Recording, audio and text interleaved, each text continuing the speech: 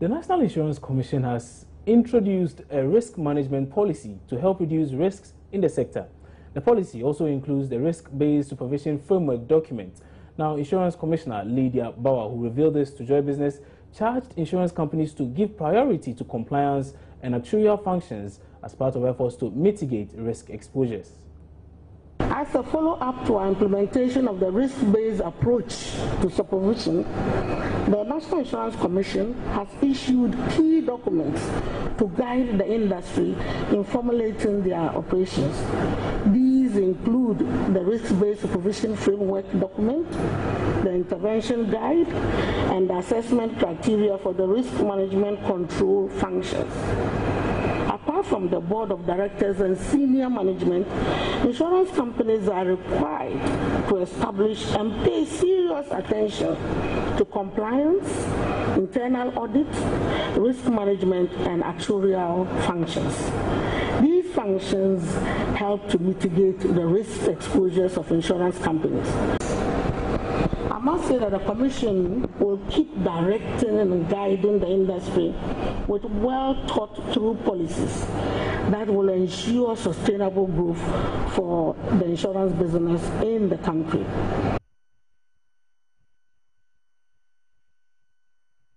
A former deputy speaker of the Israeli parliament has condemned African leaders for using their authority to better their lives. Professor Naomi Chazan says politics should rather better the lives of the citizens.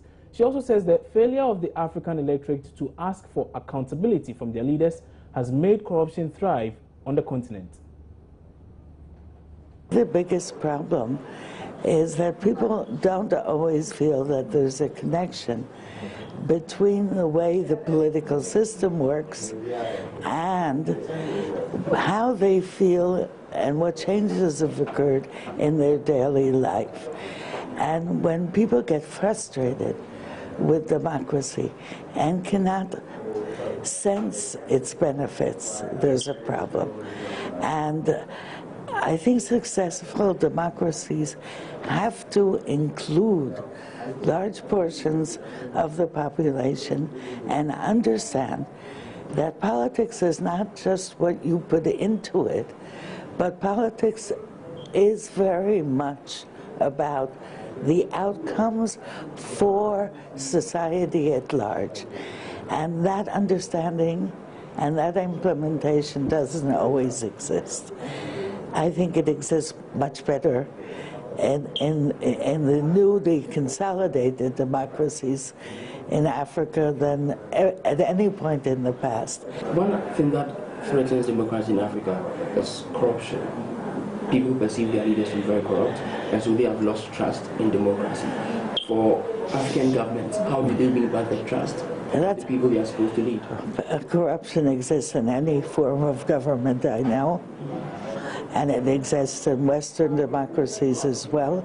And you're right, it exists in African democracy. But I think we have to understand that democratic systems and democratic citizens can and should hold their leaders accountable. If my representative is corrupt, I have the power to replace that representative at the ballot box, and I will use that power. And if I re-elect that person, corruption becomes my fault, not only his fault, because I didn't exercise the power that was given to me to replace him.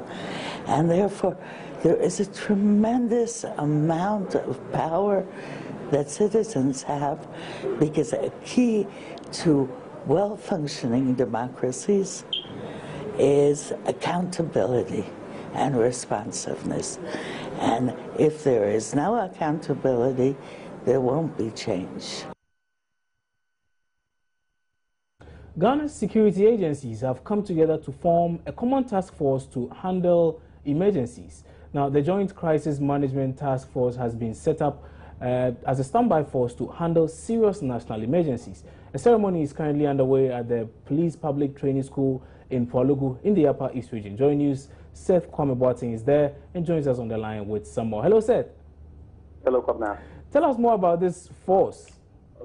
Okay, so they are made up of 350 members from all the security agencies, NADMO, police, prisons, military, national service, national fire service, and the others. And they are basically to stand by and ensure that the country is not overtaken by events.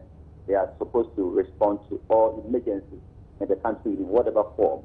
So the Interior Minister a while ago officially outsourced these people, and they have to stand by and ensure that nothing happens to this country.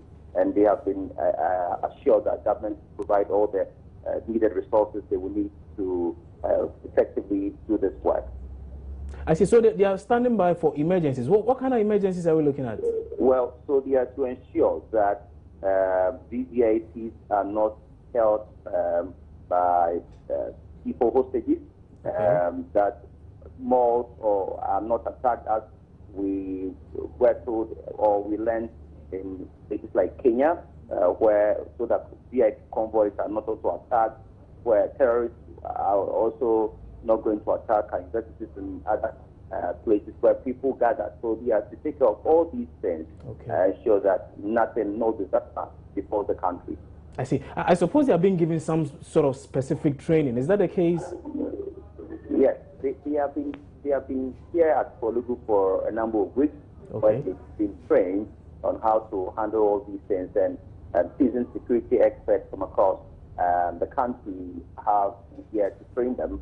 So they have been given the right training, and we are told they are poised and ready to ensure that they do the work effectively. Okay, Seth Kwambwati, thank you very much for that update. We'll be following up on that as well and bringing viewers up to the minute information as and when they trickle in. And that'll be it for the hour. My name is Kwabna Chencheni. This has been Joy News Desk. For more news, do well to log on to myjoyonline.com. Have a good morning.